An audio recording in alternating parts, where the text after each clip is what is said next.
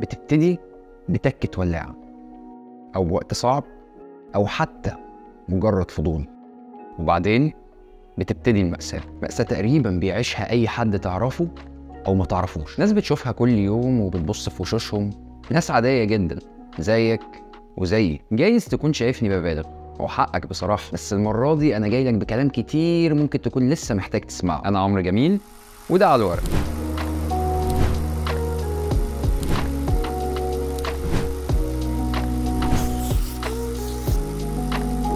في حلقة النهاردة أنا مش جاي أكلمك عن نوع معين من الإدمان، لأن تقريبا كل أنواع الإدمان اللي إحنا بنشوفها في حياتنا بتتفق على نقطة معينة، والنقطة دي هي الاستعباد. بس اهدى كده وما تسوحنيش معاك وبالراحة. أنت عمال تودي فيا وتجيبني من الصبح، استعباد إيه يا عم؟ تفهمني. حاضر عينيا والله أفهم، بس الأول خلينا نرجع بالزمن لورا، نرجع كتير قوي لبداية البشرية وأيام العز، وقت ما كنا لسه في الجنة، في الوقت اللي كان فيه آدم تقريبا بيملك كل حاجة تحت رجله، حرفيا كل حاجة. لكنه بالرغم من كده بص لأسوأ شجرة في الجنة وراح كل منها. وخليني أقول لك يا صديقي إن أيا كان السبب اللي هو كل عشانه من الشجرة دي حسب معتقدك يعني، إلا إن كل الأسباب دي كان وراها سبب واحد بس، وهو إن الشجرة دي كانت ملعونة، وكان محرم عليه بأي شكل إنه يقرب حتى منها. وده بشكل أو بآخر إداها نوع من أنواع الجاذبية اللي كانت بتزيد يوم عن يوم كل ما كان بيحاول يبعد عنها. وطبعا كلنا عارفين اللي حصل بعدها، وعارفين إنه خسر كل حاجة. الإدمان حسب التعريف المعتمد في الأوساط الطبية هو مرض مزمن بيصيب الدوائر العصبية في المخ، وبيعمل ما بينها تفاعلات معقدة على خلاف طبيعتها. يعني مرض مزمن بيصيب المخ وبيعمل فيه توصيلات جديدة. هتقول لي أيوة، يعني عايز إيه؟ يعني سواء سجاير أو نسكافيه، مخدرات أو حتى سوشيال ميديا، فكلهم بيشتركوا في نفس الحاجة، إنهم مرض مزمن بيصيب المخ وبيعمل توصيلات عصبية جديدة. طبعا مع الفروق ما بين كل نوع إدمان وإدمان، بس رغم إن كلهم بيشتركوا في نفس الحاجة إلا إنهم مش حاجة واحدة. وخليني أقول لك إزاي.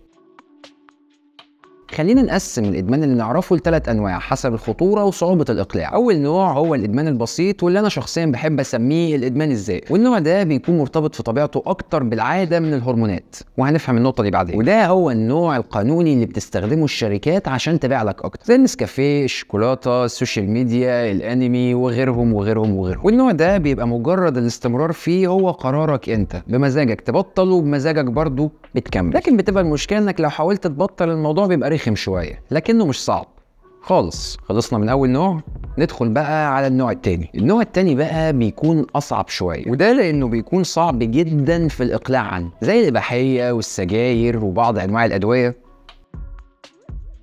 بيمسكوها ازاي دي؟ ورغم صعوبة النوع ده من الإدمان إلا إن محاولة الإقلاع عنه ممكن تتم من غير مساعدات خارجية. يعني من الآخر كده تقدر تبطل لوحدك، مش محتاجين نوديك على مصحة تتعالج، لأنك لو تعبت نفسك شوية تقدر تتعالج لوحدك منه. والنوع ده بشكل أساسي هو اللي أنا أساسا جاي النهاردة عشان أتكلم عنه. أما بقى النوع الثالث واللي يعتبر أخطر نوع، فده محاولة الإقلاع منه من غير مساعدات خارجية بتكون تقريبا شبه مستحيل، وده هنعرف سببه قدام. لكن الخبر الكويس إنك بمجرد ما بتكلم متخصص فأنت بالفعل بدأت تحط رجلك على أول طريق للتعافي. ونوع رابع كده جدعانه مني حابب اضيفه لان احنا هنحتاجه قدام، لانه هيساعدنا في تبطيل تاني نوع لو ركزنا معاه. والنوع ده بقى انا بحب اسميه الادمان الايجابي، ودي بتبقى حاجه انت ما تعرفش تعيش من غيرها، لكنها بتبقى حاجه حلوه، سواء بقى دراسه او جيم او هوايه. ورغم انه تكنيكال ما ينفعش نعتبره ادمان، بس خلينا نضيفه معانا من باب التسامح، هنحتاجه والله. وبكده نكون قسمنا الادمان السلبي ل3 انواع: نوع سهل، ونوع ممكن نتعامل معاه، ونوع صعب جدا في التعامل معاه. يفضل بقى معانا دلوقتي اننا نمسك حاجه زي الادمان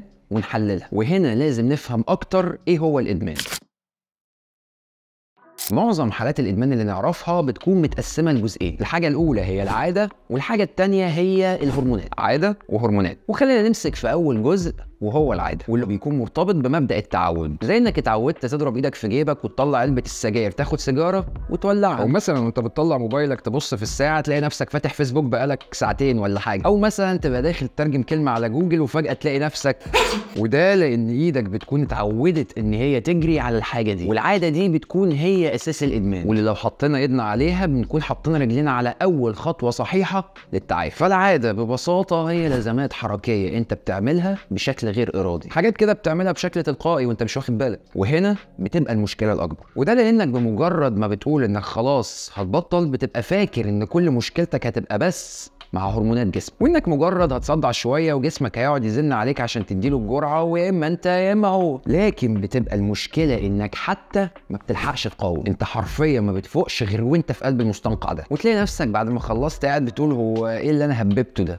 هو ليه اصلا؟ وهنا زي ما قلنا انت مشكلتك مش بس بتكون في الادمان، انت مشكلتك الاكبر بتكون في العاده اللي جسمك خد على انه يعملها لمجرد انه اتعود على كده. وهنا بنبقى محتاجين اننا قبل ما نتعامل مع الادمان من ناحيه الهرمونات، اننا الاول نتعامل مع فكره العاده دي ونكسرها عشان نعرف نركز ونشوف الخطوه اللي بعدها. لو حصل في يوم وقابلت حد من اللي بطلوا سجاير، هتلاقيه بيقول لك ان اصعب فتره هتعدي عليك لو فكرت تبطل هي اول 3 ايام، وده مش معناه طبعا سهوله الايام اللي بعد كده، لكنه تاكيد على كم الضغط اللي هتقابله لما تفكر تبتدي تبطل. وده بيكون بسبب ان الشخص اللي بيحاول يبطل بيقاوم حاجتين، اول حاجه حركه ايده اللا اراديه ورغبته بانه يحط سيجاره في بقه، والحاجه الثانيه هي نقص النيكوتين في الدم. وهنا هو ممكن ما تكونش مشكلته في نقص النيكوتين، هو ممكن يتغلب على ده عادي في اغلب الاحيان، يعني مشكلته انه بيطلع علبه السجاير اصلا من قبل ما يفكر. يعني من الاخر كده ايده خدت على الموضوع، حد عصبه تلاقيه راح مطلع سيجاره، ضغط شغل يطلع سيجاره. هو مش بيطلعها على انه مصدع على قد ما هو بيطلعها لانه اتعود على كده. فهو مشكلته الاكبر بتكون في ان في حاجه هتبقى ناقصاه، في حاجه كانت بتكمل يومه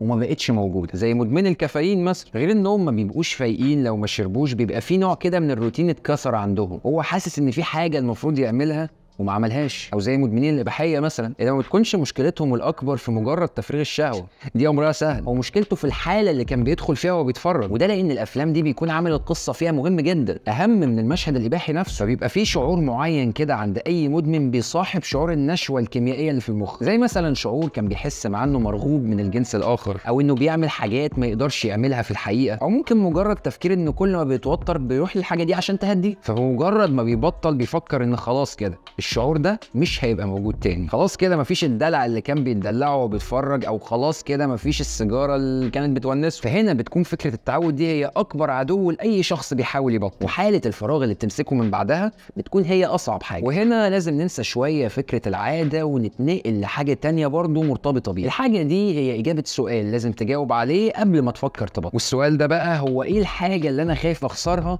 لو بطلت؟ ولا اي حاجه. جايز تقول لي ان السجاير بتهدي اعصابي، او ان الاباحيه بتشيل توتر اليوم، او مثلا السوشيال ميديا بتحسسني ان مفيش حاجه فايتاني. بس صدقني كل ده مش حقيقي. الموضوع بيكون عامل زي حساسيه الجلد كده، الدكتور يقول لك ما تهرش، لو عملت كده الحساسيه هتزيد، وانت تقول له بس الهرش يا دكتور بيخلي الحكه تقل، وتقوم هارش. فالهرش بيقللها دلوقتي، لكن بيخليها بعد ثواني معدوده ترجع اعنف من الاول، فانت تهرش اعنف فالحكه تهدى وترجع اعنف واعلى. يبقى انت ما بتحلش المشكله بالتصرف ده، انت كده بتزودها، ومش هتفوق غير في الاخر خالص لما تلاقي نفسك عايز تهرش بس الهرش خلاص ما بقاش حل، لان جلدك بدأ يتعور والهرش بيوجعك، وكمان ما بقاش يهدي الحك، وتلاقي نفسك في الاخر برضه بتبطل هرش غصب عنك بعد ما تكون خسرت كتير. فخلينا نفكر كده سوا ونشوف ايه اللي ممكن تخسره لو بطلت. حرفيا ولا حاجه، وده لان الحل اللي بيقدمه الادمان لمشكلتك، الادمان بتاعك نفسه هو السبب فيه، فهو بيسكن مشكله هو السبب فيها، يا ريته حتى بيعالجها. عيدها لك تاني، انت اصلا لو مش مصدع مش هتحتاج تاخد المسكن ده، واصلا المسكن ده هو السبب في صداعك.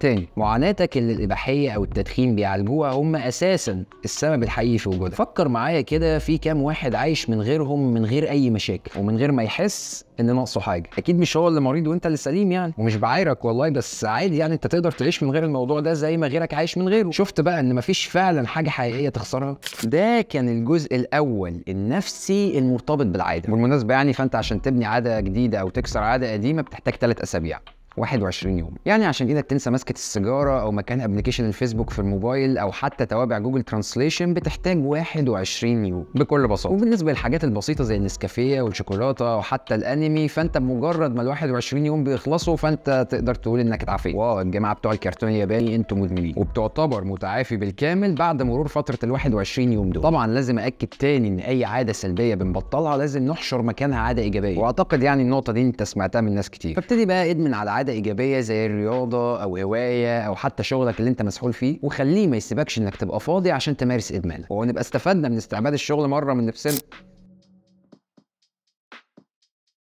طيب كده نبقى فهمنا الجزء النفسي المرتبط بالعاده، وبعدين الجزء التاني بقى من الملحمه دي بيكون في دماغك، في كيمياء المخ. واحب ابشرك انك لو بقالك اكتر من 3 شهور في الحوار ده فانت حرفيا عندك نواقل عصبيه مخصوصه للحاجه اللي انت ادمنت عليها، ودماغك بقت متسيستمه بشكل عضوي انها تخدم على الحاجه دي. وده لان مخك لما بيلاقي كميات كبيره من هرمون السعاده بتعدي وبيلاقي النواقل العصبيه مش مستحمله، بيبتدي يعمل شبكات جديده تستحمل. من الاخر كده بيبني لك كوبري جديد يستحمل كميه السيروتونين والدوبامين اللي بتعدي. وعشان النواقل الشديده دي بقت موجوده فحضرتك بمجرد ما بتحاول تبطل ادمان حاجه بيبتدي الموضوع يبقى صعب، بتحس بنقص مش طبيعي. النواقل بتقول لك ايه يا عم عايزين نشتغل، ايه الفراغ ده؟ ومخك بيبتدي يفتكر لما كان حاسس ان هو مبسوط ويفكرك، خصوصا بقى لو بتعدي بوقت صعب او فتره اكتئاب او حتى حزين شويه، او حتى لو عادي برضه مفيش مشكله، مخك عايز يتبسط فيفكرك. وده معناه اننا المفروض دلوقتي نبارك لك، مبروك حضرتك بقيت مدمن. واي دكتور معاه جهاز FMRI فهو يقدر بسهوله ان هو يفضحك،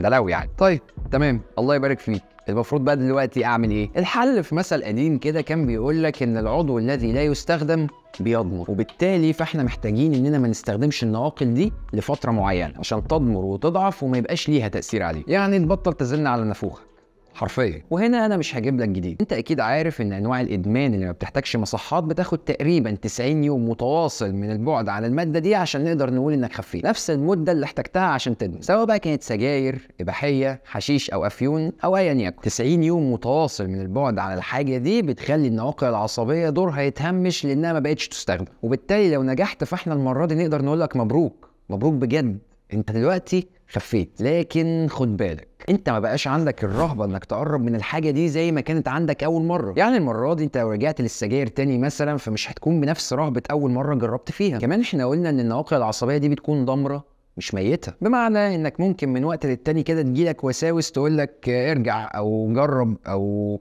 ما تيجي نشوف، ما انت عرفت تبطل قبل كده، ما تيجي ناخد تفاريح مره تانية كده من نفسنا. لكن زي ما قلنا الوساوس دي بتكون ضعيفه وضعيفه جدا كمان، لكن لو استجبت لها الوساوس دي بترجع بشكل شرس وحضرتك بترجع مدمن تاني. فلو هنصحك نصيحه واحده في الحلقه دي فهي ان لو ربنا انعم عليك انك قدرت تبطل حاجه كنت مدمنها، اوعى في اي وقت وتحت اي ظرف انك ترجع لها تاني، مهما كان الوقت صعب ومهما كان عندك فضول تاني. لان التفاريح اللي بنتكلم عليها دي انت جربتها اول مره وانت مش عارف انك هتغرس كده، فانت ايه اللي يضمن لك انك ما تغرسش تاني؟ فاوعى اوعى تحط رجلك في المستنقع ده تاني. دلوقتي بقى في كام ملاحظة صغيرة كده حابب انبه عليها. انا قلت انك بتحتاج 3 شهور عشان نقدر نقول عليك انك مدمن، ده مش معناه ابدا انك محتاج 3 شهور عشان تدمن.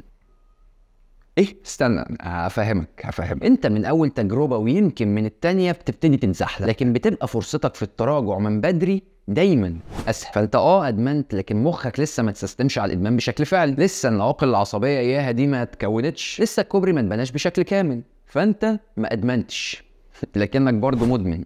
فهمت؟ التراجع هيبقى صعب لكنه هيبقى اسهل كتير من لو كملت بعد 3 شهور. وفهمها كده، التراجع بعد اول مره سهل، بعد تاني مره اصعب، بعد تالت مره اصعب واصعب، لكن التراجع بعد تالت مره اسهل بكتير من التراجع بعد رابع مره، وهكذا. تاني حاجة هقولها لك ان بشكل اكيد اغلب اللي بيتفرجوا دلوقتي عدوا مرحلة ال3 شهور دي من زمان، في ناس منهم بقالها سنين وهيبقوا شايفين ان فات الاوان على كلام. عشان كده انا عايز اقول لك حاجة، اللحظة اللي هتلاقي نفسك فيها بترفع الجرعة اللي انت متعود عليها هي نفس اللحظة اللي بتبتدي منها تاكل في صحتك، وهي نفس اللحظة اللي بتقول ان الموضوع ما بقاش بمزاجك وان الاقلاع ما بقاش رفاهية. اصلا انا لو عايز ابطل هبطل بصباع رجلي، لا، انت في مشكله وانت عارف كده كويس. وخد بالك ان نفس اللحظه اللي بترفع فيها الجرعه دي هي نفس اللحظه اللي بتبطل تتبسط فيها، ومجرد بيبقى الادمان بتاعك تسكين لمعاناتك. فخد بالك ان التاجيل بيزود من سوء حالتك، والتراجع بعد 2 ادمان افضل واصح من التراجع بعد 3 سنين، وخسايره اقل كمان. بنلحق اللي فاضل من صحتنا يا عم. ومهما كنت غارز فانت تقدر تبطل زي ملايين سبق، وزي تقريبا نص مليون واحد بيبطلوا تدخين كل سنه.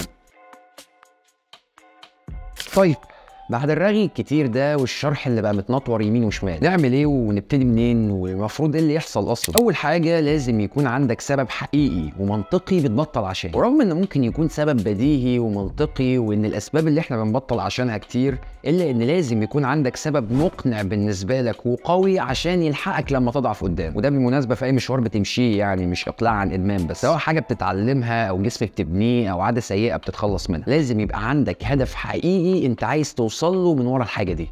تمام. تاني حاجه لازم يبقى في اقتناعك انك فعلا مش خسران اي حاجه من ورا الموضوع ده، مش بتضحي باي حاجه مقابل صحتك او حياتك، مش بتضحي حتى بمجرد متعه انت مش بتضحي بيها اصلا. لاننا اتفقنا من شويه ان الشيء اللي بتاخده من ادمانك حرفيا انت ما كنتش هتحتاج له لو ما كنتش مدمن اصلا. يعني من الاخر كده تبطل هرش، واوعدك ان الحساسيه هتروح.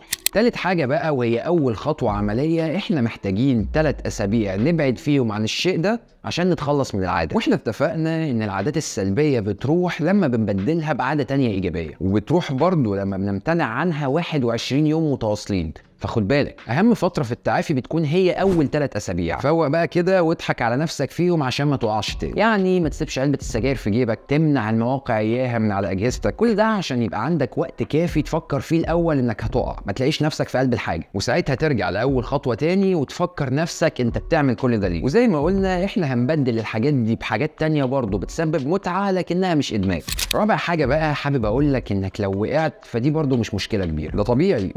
صح، نسيت اقول لك، انت اخرت العداد بتاعك في الفتره اللي انت كنت ثابت فيها. يعني في فايده برضه في الاخر جت عليك حتى لو وقعت، مش فايده التعافي لكنها فايده احترام جسمك لمده معينه، وده طبعا له عائد كبير على صحتك حتى لو لسه ما خفتش. خامس حاجه بقى يا معلم، لازم يبقى عندك ادمان على حاجه ايجابيه، يبقى عندك مشروع شغال عليه شاغل تفكيرك ومسوحك معاه، يبقى عندك دراسه مسحول فيها عشان تجيب تقدير، او حتى مجرد انك موظف بائس بتشتغل 12 ساعه، كل ده اصلا كفيل يلهيك. يعني من الاخر يبقى عندك تارجت شغال عليه. او ممكن مثلا لو انت ما عندكش اي حاجه من دول انك تضيع وقتك في الرياضه او القرايه، دوبامين حلال وهيحسن مزاجك بشكل كبير. فاستبدال الشيء اللي ادمنت عليه بشيء تاني هو اهم خطوه للتعافي، لان الشيء ده بالذات هو اللي هيحسسك انك حي، وهو اللي هيعوض كميه الدوبامين اللي انت دلوقتي مفتقدها من الادمان بتاعك، لكن المره دي هيعوضها بشكل شرعي. كمثال، انا بعتبر القناه دي كمتنفس بحس فيه ان انا بعمل حاجه جنب شغلي طبعا، فمش محتاج ادور على ماده مكيفه تديني دوبامين، لان انا بحس بنفس الشعور ده وانا برفع الفيديو بعد كل مره بمنتج فيها. فمن الاخر كده دور على هدف من حياتك وتمسك بيه واسحل نفسك معاه، ساعتها انت مش هتحتاج انك تدمن حاجه تبسطك. سادس حاجة بقى، بعد محاولات كتير لو أخيرا قدرت توصل للمدة المحددة للتعافي فأحب أبارك لك، لكن كمان احب احذرك، لان الفرق بينك دلوقتي وبين اللي ما جربش الحاجه من الاول ان هو لسه عنده الرغبه تجاه الشيء ده على عكسك، فدايما فرصته في التجربه بتكون اقل من فرصتك انك ترجع تاني للادمان ده، وفرصتك انك تجرب تاني الحاجه دي اعلى من فرصته ان هو يجرب لاول مره. فخد بالك انك ترجع تاني للشيء اللي انت بطلته.